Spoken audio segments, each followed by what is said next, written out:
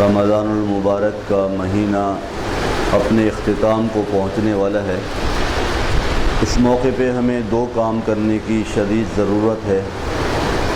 پہلا کام یہ کہ اللہ تعالیٰ کی اس نعمت کا شکر ادا کریں کہ اس ذات اقدس نے ہمیں ایک مرتبہ پھر موقع عطا فرمایا تھا کہ ہم ماہ مبارک دیکھیں اور اس کے انوارات، اس کی برکتیں، اس کی رحمتیں دیکھیں۔ اور دوسرا اس بات پر بھی شکر ادا کرنا ہے کہ اس ماہ مبارک کے اندر ٹوٹی پھوٹی صحیح، جیسی کیسی صحیح، اللہ نے کچھ نہ کچھ عبادات کی توفیق عطا فرما دی، کیونکہ بے شمار لوگ ایسے ہیں جو مسلمان ہیں، ان کی زندگی میں بھی ہمارے سامنے رمضان آیا، لیکن ان کے گھروں میں پتہ ہی نہیں چلا کہ رمضان آیا تھا یا نہیں آیا، اور نہ روزے کا کچھ پتہ، نہ تراویح کا پتہ، نہ تلاوت کا پتہ۔ ہم نے بھی وہ حق ادا نہیں کیا، لیکن کچھ نہ کچھ کسی درجے میں اللہ نے توفیق عطا فرمائی۔ اس کا شکر ادا کرنا چاہیے، اس لیے کہ اگر شکر کریں گے تو انشاءاللہ اللہ اس نعمت کو بڑھائیں گے۔ یہ اپنی جگہ ہے کہ ہمیں اس بات کا احساس بھی ہونا چاہیے کہ ہم نے کچھ بھی نہیں کیا، لیکن اس بات کا پر شکر بھی کرنا ہے کہ اللہ نے ٹوٹی پھوٹی عبادات کی توفیق صحیح بہرحال ہم نے کچھ نہ کچھ توفیق عطا فرمائی، اور جو ہم سے ہو سکا ہم نے کیا، اللہ اس کو قبول فرما لے۔ دوسرا کام یہ کرنا ہے کہ استغفار کرنا ہے۔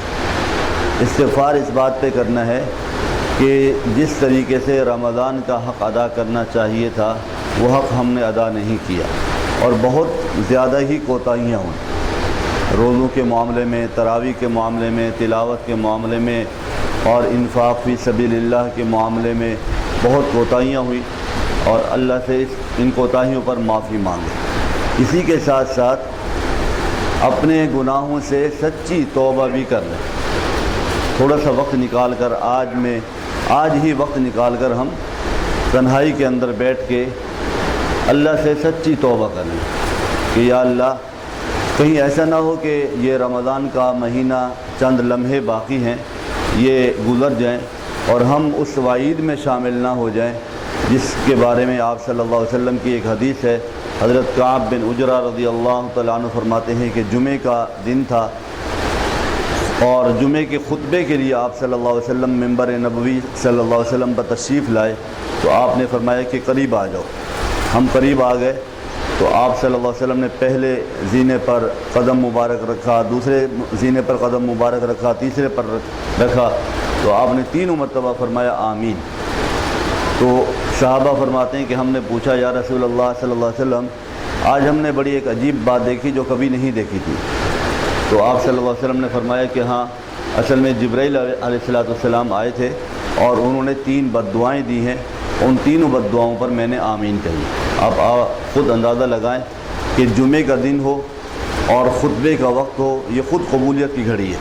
جمعے کا دن قبولیت کا دن، پھر خطبے کا ٹائم ہو وہ قبولیت کا ٹائم ہے، پھر وہ بد دعا کرنے والا کون ہے؟ جبرائیل امین، اور اس بد دعا کے اوپر آمین کہنے والا رحمت للعالمین، جس نے کبھی کسی کو بد دعا دی ہی نہیں، لیکن اس موقع پہ بد دعا پر آمین کہہ رہا ہے۔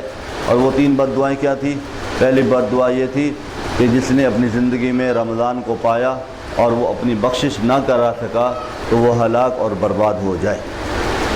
دوسری بد دعا یہ تھی کہ جس کے سامنے رسول اکرم صلی اللہ علیہ وسلم کا نام نامی آئے، آپ بھی پڑھ لیں صلی اللہ علیہ وسلم، رسول اکرم صلی اللہ علیہ وسلم کا نام نامی آئے اور وہ درود نہ پڑھے تو وہ بھی ہلاک اور برباد ہو جائے۔ اور تیسری بد دعا یہ دی کہ جس نے اپنے والدین کو، دونوں کو یا ایک کو زندگی میں پایا اور ان کی خدمت کر کے اپنی بخشش نہ کروا سکا، وہ بھی ہلاک اور برباد ہو جائے۔ اب یہ 3 بد دعائیں ہیں، ان میں سے ایک بد دعا خدا نہ خواستہ اس کا اگر ہم مستحق ہو گئے تو ہماری تباہی اور بربادی میں کوئی شک نہیں رہے گا۔